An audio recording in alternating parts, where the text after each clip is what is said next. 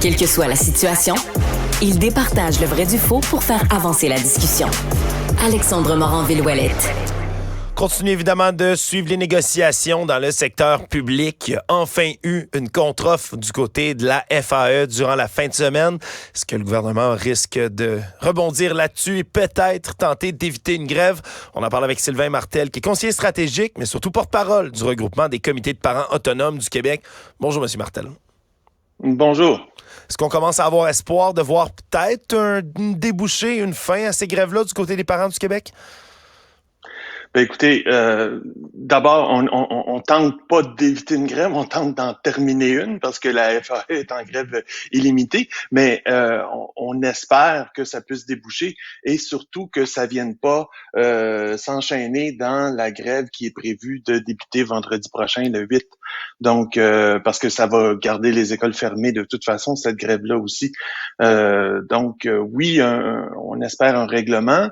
On le sait que à cause de la façon que la FAE fonctionne, ça prend quand même quelques jours avant d'arriver à arrêter la grève. On le sait aussi que réouvrir des écoles, ça se fait pas du jour au lendemain. Là, il faut s'assurer que tout est en place pour accueillir les enfants.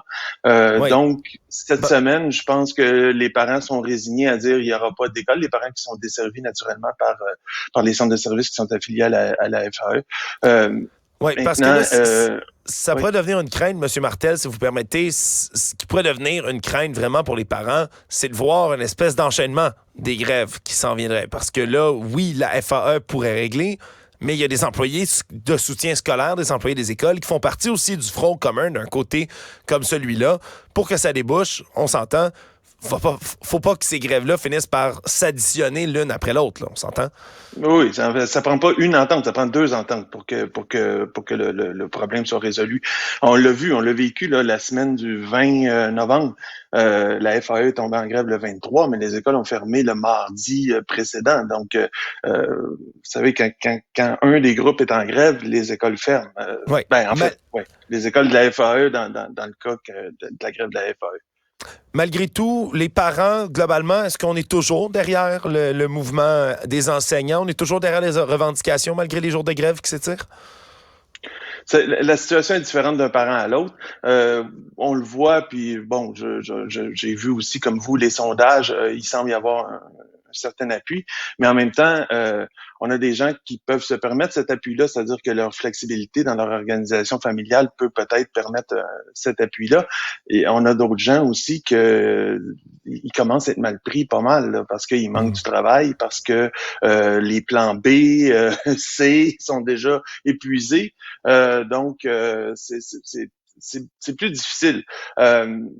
Maintenant, je pense que on est là-dedans, on est capable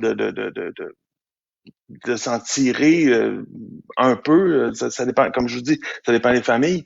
Mais le souci présentement, c'est vraiment au niveau pédagogique. Là.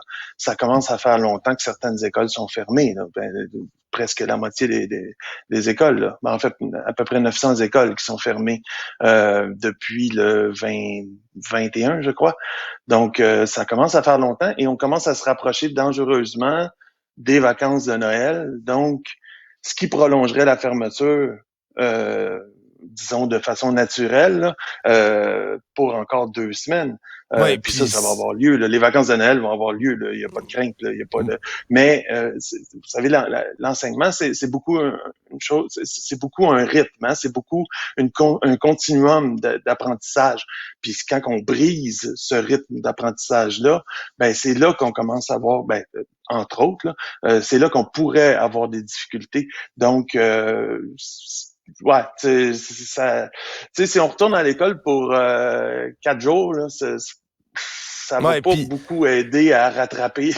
Oui, puis évidemment, moi, je pose beaucoup de questions. Plus globalement, on s'entend, ça change d'un parent à un autre. Là. C'est loin d'être monolithique, tout ça, les avis pour les parents, mais vous êtes quand même un peu le le baromètre de ce qui se passe. Est-ce qu'on craint aussi, là, au-delà de devoir avoir les enfants loin de l'école pendant longtemps, est-ce que le fait, par exemple, de manquer la semaine de relâche ou d'annuler d'autres vacances plus loin qui, habituellement, pour les familles, c'est un moment à passer en famille, on réserve nos vacances d'avance. Est-ce que ça aussi, c'est une crainte dans le milieu?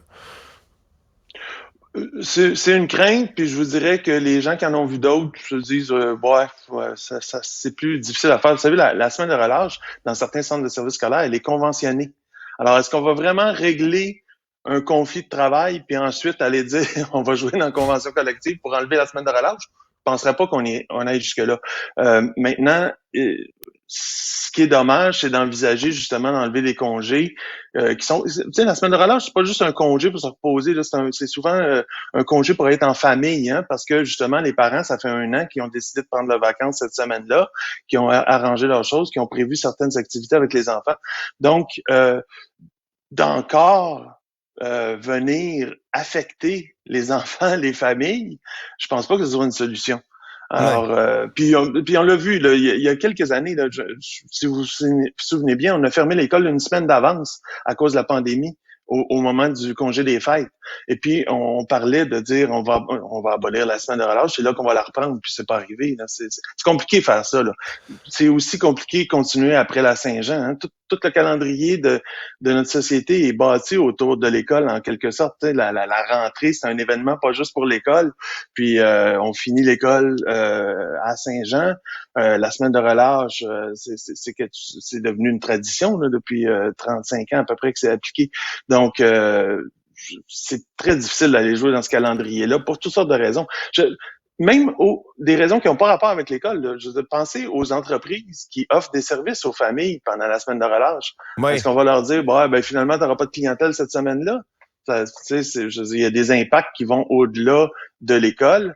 Et puis, il y a des moyens aussi de rattraper. Je veux dire, on en a trouvé quand il a fallu en trouver. Là, pendant la pandémie, on en a manqué beaucoup d'écoles, puis on en a trouvé des façons d'aller gratter à gauche, à droite.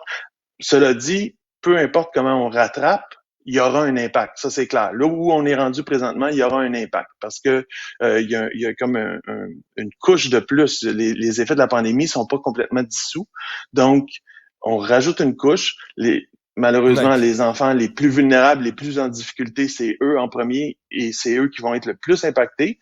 Alors, il va falloir prendre soin de nos élèves, certainement, lorsque tout ça sera derrière nous. Espérons-le très bientôt.